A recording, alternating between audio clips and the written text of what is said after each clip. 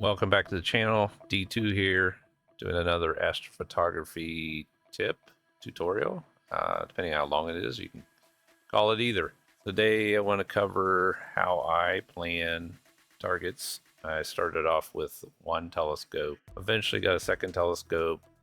Eventually I built a target list. I call it a bucket list and put all the things in it that I wanted to shoot. Let me just pull up a version of this. It kind of looks like this. This is a Google sheet.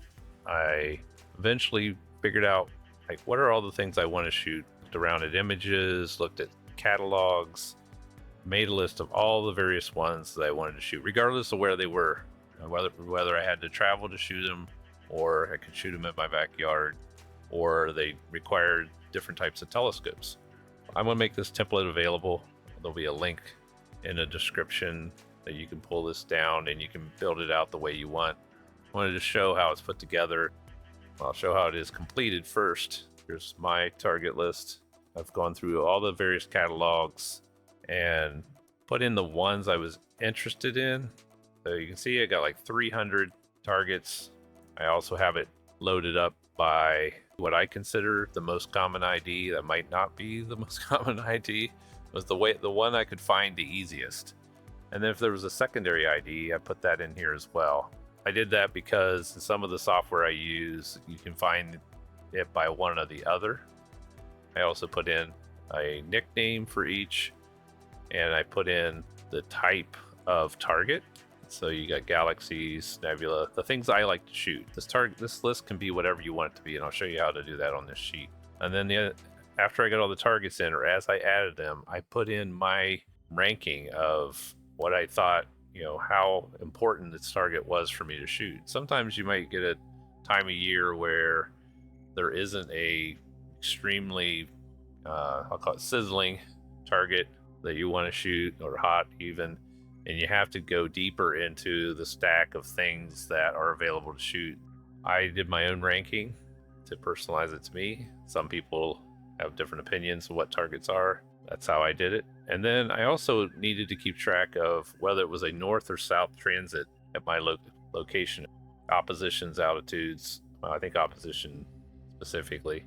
I need to know north or south because north or south, depending on the altitude, I have a city south of me. So I prefer to shoot north. If I know it's south, then I start looking at the altitude a little more critically. And then I have a list of telescopes that I shoot with. These are my defaults configurations right now for my telescopes. I shoot with a 2600 mm. I don't denote mm or MC because I only shoot mono. If I were to shoot M color, I would put MC after one of these. So these are the rigs that I by default use. Secondary rig is if I feel like I could frame this ideally with a particular rig camera combo, default one, or it's good to shoot secondary. Maybe I've got another priority for my 132 one night. I also note whether or not it frames well with another rig. These here where there's no telescope picked on the ideal rig means that I don't really have a telescope with enough reach for this, but secondary, I could shoot it with my 132. I also went and just put in a sample. It doesn't really matter what year. I looked up the opposition for the target for each of these, and I just put in the day. It's going to vary by day, by year, but it'll be pretty close to this because I want to know when in the month I am in opposition. So this is more of a detailed view. I also put in the rough opposition month so that I can filter my just the month first, and then I can start looking at how closely they're aligned within that period. I also put in the altitude for my local location for the target. Another thing I do is I track the combination of camera and rig that I might shoot the target in. I put this here for when I have a final photo that I've made, and I want to keep track of that in here so that when I'm selecting a target from the future, I can just say, hey, I want to shoot a new target. So I can go turn off all of the filters for ones that are already been shot. And then I like to put a reminder in here of which filters are preferred for a particular target. So if we have this set up and right now it's September, and I know, say I know in 2 nights I'm going to do a photo shoot. So September 17th, it's going to be clear. And I go into the filter, turn on the filter, and I usually shoot both telescopes every single night. So I start off with, okay, do I want to shoot a new target? Do I add data to an old target? First thing I do is grab the month before and after the current month. So it's September right now. August, September, and October are the ones that I would want to look at. Those are the 3 months. That will narrow my selection down. Then I'll move into, if the moon's out, I will not shoot any galaxies. I would select just one of these. Like I might say, I don't even want to shoot a nebula, or take galaxies out because the moon is like high in the sky and it's going to ruin the ability to shoot galaxies. So say I took galaxies out. I also go to what I want to go after my high profile targets first, hot and sizzling. Start with those. So you see the list is getting short really quick. Then I'll go over to altitude and I'll remove anything below 35 degrees by default. So now I'm down to a really small set. Say I don't want to shoot one that I've shot before. So I would take out all of the ones with photos. Now I'm really down to a focus set. And if I look at the sizzling ones, here's one, goes to Cassiopeia. So SH2185 for the 132 looks like a good target to shoot. Well, I would go over here and maybe just say, okay, I'm going to shoot that with the 132. And now I'm looking for something for the 81. So the 81, okay, October, maybe it's going to be this reflection nebula. Same thing for the reflection nebula. I could go over here and tentatively mark it with the color of that scope. So these are my targets I think I'm going to shoot. I'm going to leave this list up. Next thing I do is I go into Nina and I'll look at, go back here. So if I said SH2 185 for September 17th, I would go in here and look at the sky atlas in here, SH2 182. Is that what I said? And I would look at the chart. So this has got my horizon in it. This would be a great target for the 17th. I mean, it's 2 days away, so it's effectively the same chart. I would go ahead and add it to the sequence in here. And I'm not going to go into that, but basically the advanced sequencers take a copy of a template, add the target to the template, and save it on that telescope, and just finish out the details of the filters I want to shoot. And that would get the first telescope set up. Then I would switch over to the second telescope. Let's look at this SED 14 LBN 682. So SED 14, I have a feeling it's going to be a problem for Nina. So if I go back to Sky Atlas 14, doesn't have it. No SED 14. So I go back again to your LBN 682, and you can there's all kinds of software you can use, Stellarium, Telescopius, etc. So okay, so it doesn't have it, and I'm logged in. Imagine I'm logged into that telescope, getting ready to load it up ahead of time. I could go over to Telescopius and say I need LBN 682 reflection nebula. All right, and I can scroll down here. All right, in here I have my camera set up that I can check the framing. This is one of the tools you could use to determine which ideal rig versus secondary rig. You could set up all your cameras and your telescopes and look at. So like, for instance, I have the Williams Optics 81 in here, and I know I shoot with a 0.8 reducer. It's turned on, and I know I'm going to be shooting right now with the 1600 camera, which I have set up in here. And you can even check the rotation.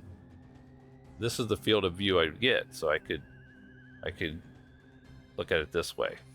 For Nina, when Nina doesn't know the targets, you can take these RA and DEC readings. You can also do this from Astrobin, and right here we have the same thing, the coordinates. You could go back into Nina and go to framing wizard, and you could put in 329. I'm just gonna throw a number in here, it doesn't matter right now, and go back to here. 58 is what it was. 58, 32, 56. This one was like 58. And load the image. So once you get here, I don't have a camera set. Let's do this. Let's put in 911 millimeters, which is what I'm shooting at right now. This allows you to check the framing, and when you're done, so I couldn't visually see it in Nina. Maybe it's a catalog. You're looking, you don't have a good photo, and you have to just go by the coordinates someone gives you. But here I can actually see what it's going to look like. Get this rotated if I need to rotate it. Once I have it set, then I can go in and have it update a target in the sequencer. I don't have the sequencer open, but this is where you could tell it this coordinate and rotation and framing to the target that's already in the sequencer you're getting ready to shoot, and then update the rest of the sequence, name it, and then save it for that telescope. So I do all that remotely. That one would work out too. It's a great wide field target. Now I know these are the two I'm going to use. If for some reason this list didn't produce a viable option, then you can start adding in more targets like warm. Okay, warm. Now I have a bigger list to pick from. Maybe I still don't find one. I'm like, and I really want to shoot something new. I want to go to cold, maybe, or cool, not cold, and look further, and then cold, and then I have frigid. And that's an easy way to look through all your targets, keep track of them all. So that's how I do the planning. Now the template itself is going to be blank, so you can put in whatever you want here. So you just put in your ID, so maybe put in, goes to Cassiopeia, put in SH2185, set it up as being a nebula, put your own opinion of what priority that is, transit for yourself, which should be the same in most cases. Pick your rig, look up your opposition in Telescopius. So Telescopius will tell you up here, next opposition, November 16th. You can set this up in Excel as well. So this is a Google Sheet. I like using a Google Sheet because I can look it up on my phone and do target planning remotely or with another computer. Another thing that I am working on doing, this is kind of like Gary M has done in his catalog, which is a great way to look up some of this information as well. Putting in a link to your favorite version of the target, then I can see the version of the target that I really liked and aspire to maybe mimic all of that and have that information at my fingertips. So I started adding links. That's something else you could do. Gary M has got a fantastic tool. This is his tool, which has a wealth of information. You got mouse overs or photos of various things to help you decide if that's what you want to shoot. You can look at catalogs. You can go over here and say, I want to look at the Messier catalog, and then for the ones he's got pictures of, you can mouse over those. Here's crab.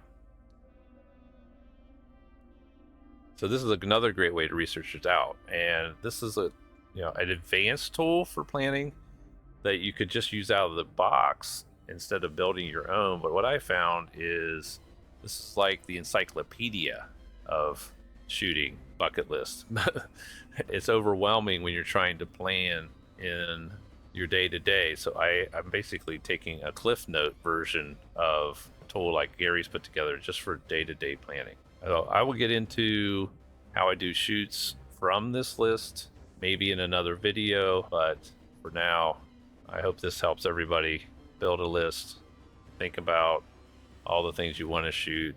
I will say, if you're browsing, and here's Gary's catalog. Various catalogs is a great way to decide if you want to shoot a particular list of nebula. There's other catalogs out here. There's the Caldwell catalog at goastronomy.com, and they have various pictures of targets you can look at. You can just look up various places to get an idea of what you want to shoot, and then put it into your list. Start building out these the way you want. In terms of the sheet, there's a tab, and I hide it on after I make it. I go in here and hide it, but so that I don't accidentally hit it during regular planning. When you get to setup, you can put in the rig combinations you want, the types of targets you want in your list, transits, north south. It's already set. Your own priority scheme, and I color coded mine. I also put it in a list of months, so you don't have to use a pick list for the opposition month if you don't want to.